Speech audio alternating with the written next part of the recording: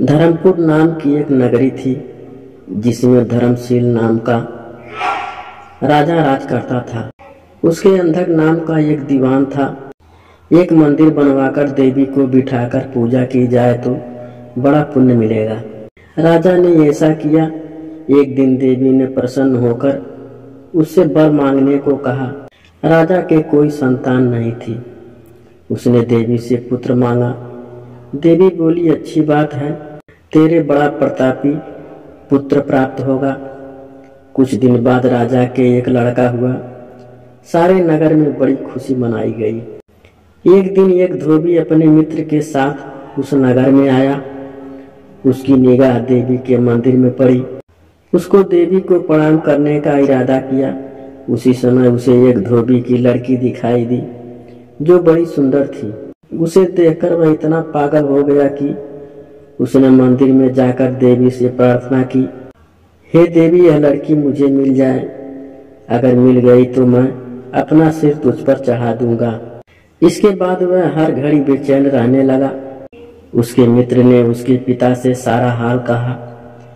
अपने बेटे की यह हालत देखकर वह लड़की के पिता के पास गया और उससे अनुरोध करने पर दोनों का विवाह हो गया।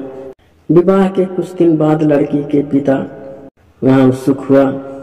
इसमें शामिल होने के लिए न्योता आया।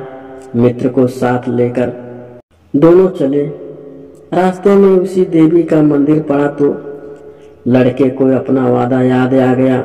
उसने मित्र और स्त्री को थोड़ी देर रुकने को कहा और स्वयं जाकर देवी को प्रणाम करके इतने जोर से तलवार मारी कि उसका सिर धड़ से अलग हो गया।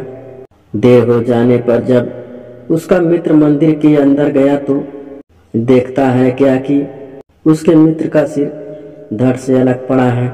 उसने सोचा कि यह दुनिया बड़ी बुरी है, कोई यह तो समझेगा नहीं कि इसने अपने आप शीश चढ़ाया है। सब यही कहेंगे कि इसकी सुंदर स्त्री को हड़पने के लिए मैंने इसकी गर्दन काट दी। इससे कहीं मर जाना अच्छा है। यह सोच उसने तलवार लेकर अपनी गर्दन उड़ा दी। उधर बाहर खड़ी स्त्री हैरान हो गई तो वह मंदिर के भीतर गई। देखकर चकित रह गई। सोचने लगी कि दुनिया कहेगी यह बुरी औरत होगी, इसीलिए दोनों को मार आई। इस बदनामी से मर जाना अच्छा है। यह सोच उसने तलवार उठाई और जैसे ही गर्दन पर मारनी चाही कि देवी ने प्रकट होकर उसका हाथ पकड़ लिया और कहा, मैं तुझ पर प्रसन्न हूँ, जो चाहो वर मांग लो। स्त्री बोली, हे देवी, इन दोनों को जिंदा कर दो। देवी ने कहा, अच्छा, तुम दोनों के सिर मिलाकर रख दो।